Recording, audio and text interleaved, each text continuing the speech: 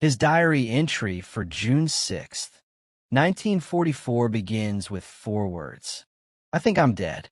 Private First Class Thomas Alden Garrett, 22 years old, 506th Parachute Infantry Regiment, 101st Airborne Division, the Screaming Eagles, wrote those words crouched inside a collapsed French barn, surrounded by German soldiers on 3 sides, with no weapon, no radio, no compass, and no idea where any single man from a stick had landed. He was alone in occupied Normandy. And somehow, he made it out. This is his story. And until now, it has never been told. Most people know D-Day through the beaches, the thunder of Omaha, the blood at the waterline, the iconic photographs of boys wading through surf into hell. But hours before the first landing craft ever scraped sand, while the English Channel was still dark and the stars over France were still visible, thousands of American paratroopers were already behind enemy lines, dropped in the black of night, scattered by anti-aircraft fire, cut off, alone, disoriented, and expected to fight anyway. The 101st Airborne lost cohesion almost immediately. Wind shifted. Pilots panicked. Entire sticks of paratroopers were dropped miles from their designated drop zones. Some men landed in flooded fields and drowned under the weight of their own equipment. Others came down directly onto German gun positions. Thomas Garrett came down into silence, and that silence, he would later write, was somehow the most terrifying thing of all. His diary, a battered, water-stained field notebook recovered from a veteran storage unit in Knoxville, Tennessee in 2009 by his granddaughter, Sarah Garrett Cole, contains 14 handwritten pages from the night of June 5th through the morning of June 8th, 1944. 48 hours. Every hour documented in raw, trembling handwriting. What those pages describe is extraordinary. Thomas Garrett grew up in Harlan County, Kentucky. Coal country. Hard land. The kind of place where boys learned early that the world doesn't owe you anything, and where men worked underground in the dark without complaint. He was the third of 5 children. His father worked the mines. His mother raised vegetables and kept chickens and read the Bible aloud every Sunday evening. Thomas was quiet by nature, a reader. His sister Dorothy once told an interviewer that he was the kind of boy who noticed things other people walked right past. He enlisted at 18, 2 months after Pearl Harbor. Not out of rage. He wrote in an early diary entry that he didn't feel the fire some of the other fellows did. He enlisted because it simply seemed like the right thing to do. No drama, no speeches, just a bus ride to the recruitment office in Harlan and a signature on a form. He volunteered for the paratroopers because, as he put it, if I'm going to be scared anyway, I might as well be scared falling out of a perfectly good airplane. He trained at Camp Toccoa, Georgia. He was not the biggest man in his unit, not the loudest.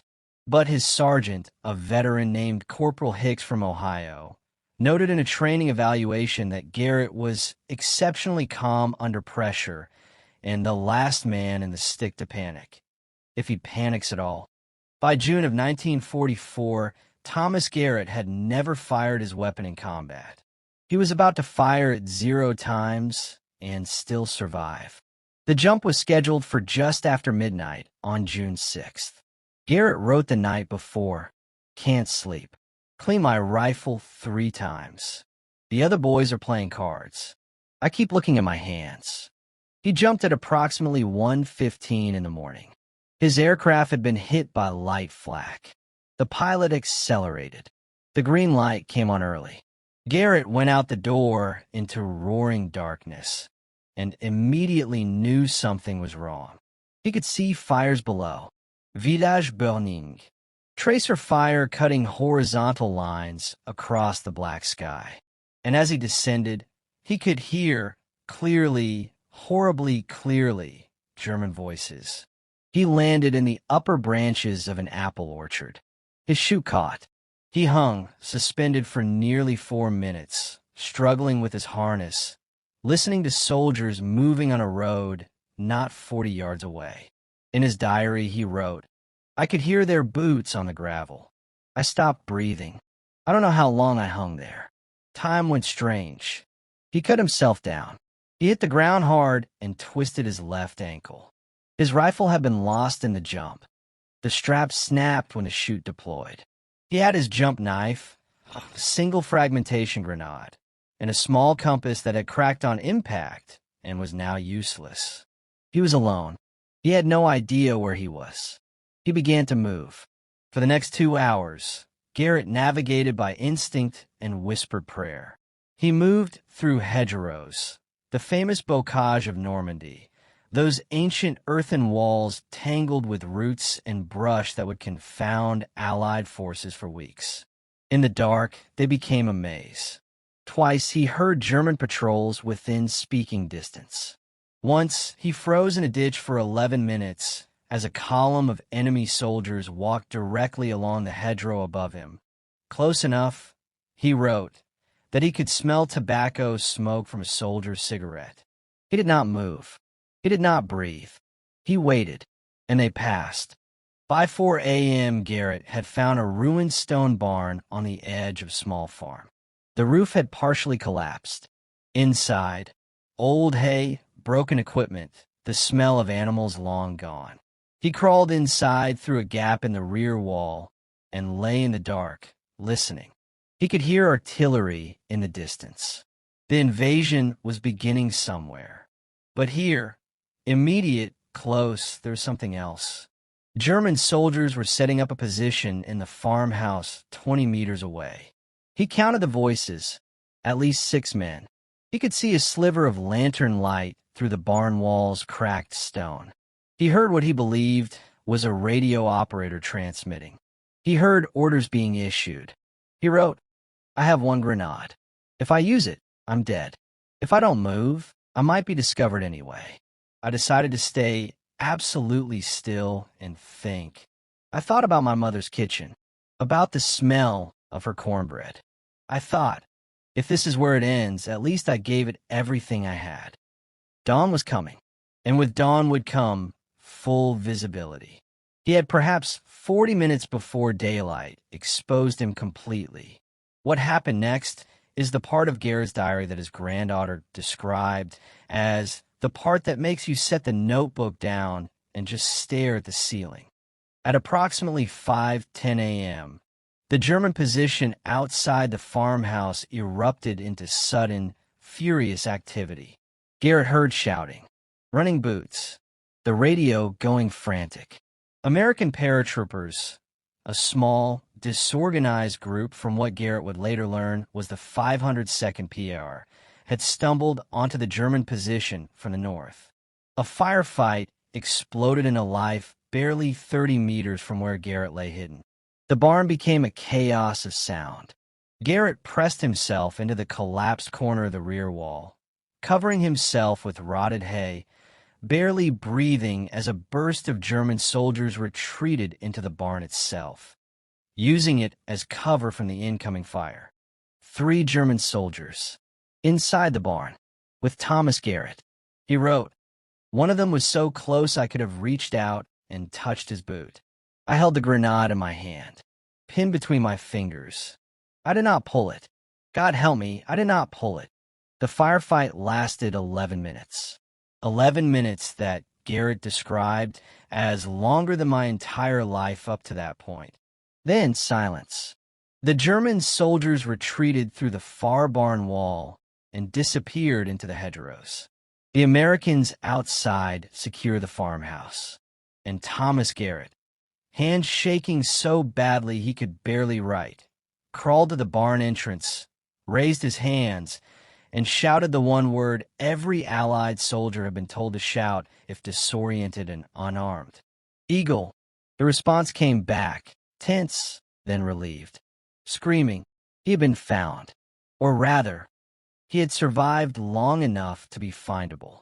The sergeant who pulled him out, a man named Rudolph Vasquez from San Antonio, Texas, later recalled, He walked out of that barn looking like a ghost.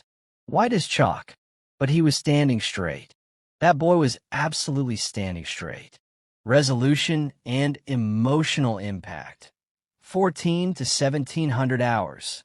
Garrett fought through the rest of the Normandy campaign.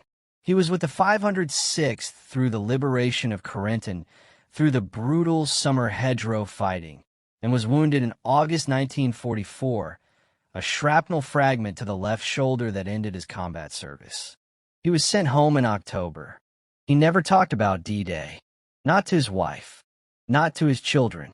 His daughter Linda recalled that he kept a small wooden box on his dresser. Inside it, a cracked compass and a single, unpinned grenade that he had somehow carried home. She asked him about it once. He said only, reminders. He died in 1987. The diary was found 22 years later, tucked inside a winter coat in a storage unit. 14 pages. 48 hours. A private man's private accounting of an impossible night. His granddaughter Sarah said, reading it, I kept thinking, this man went through something unimaginable and just came home and raised a family and never asked for a thing. That's who he was. That's who they all were. That is who they were. The greatest generation didn't call themselves that. They didn't write memoirs or give speeches about their own courage. They came home, put their uniforms away, and went back to work. They built the country. They raised children. They kept their secrets in wooden boxes on dressers. But the secrets, the diaries, they're still out there. In storage units, in attics, in old coat pockets. Waiting to be found. Waiting to be told. Thomas Garrett lay in the dark of a crumbling barn in occupied France, holding a grenade he chose not to throw, listening to the boots of enemy soldiers inches from his face. And he thought about his mother's cornbread. That's raw courage, not the Hollywood kind, not the kind with speeches and swelling music. The real kind, the quiet, teeth clenched, I will not break kind that ordinary Americans produced in extraordinary quantities when the world needed it most. Every time we tell one of these stories, every time a granddaughter opens a battered notebook, every time we listen, we honor that courage. We keep it alive. Their generation is almost gone now, but their diaries remain. And as long as we're here to read them, so do they. If this hidden diary gave you chills, smash that like button right now. Drop a comment. What do you think really happened in that barn? Or share your own family WW2 story below. And if you want more untold diaries from the front lines, subscribe to Untold WW2 Diaries and hit the bell so you never miss a single hidden story. Thanks for watching. Their courage lives on through us.